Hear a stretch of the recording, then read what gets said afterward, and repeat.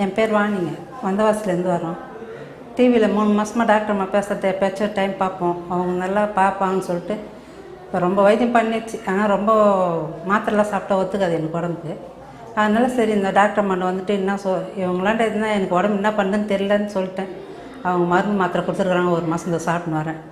முட்டி வலி மடக்கவே முடியாது கால். இப்போ கொஞ்சம் பரவாயில்ல. ஆனால் ரொம்ப இடத்துல விளம்பரம் பண்ணுவாங்க, இது உண்மையான்னு நான் நினைக்கல. ஆனால் இங்கே வந்து பார்த்த பிறகு பரவாயில்ல, உண்மை தான் தெரிஞ்சுது. மடக்கி உட்கார முடியாது, கால் ரொம்ப வலியாக இருக்கும். இப்போ பரவாயில்ல, வீக்கமும் குறைஞ்சிச்சு, வலியும் குறைஞ்சிருக்கு. இது முன்னே பிசியோதெரபியும் பார்த்தோம். சாப்பிட்டுன்ட்டு அந்த மெழுகு ஒத்தலம் இதெல்லாம் கொடுத்துன்னு இருந்தாங்க. அதெல்லாம் எதுவும் சரியாகலை. இங்கே வந்த பிறகு இந்த ஆயில் மசாஜ், இந்த டாக்டர் அம்மா கொடுத்த மருந்து மாத்திரை எல்லாமே ரொம்ப நல்லா இருக்குது.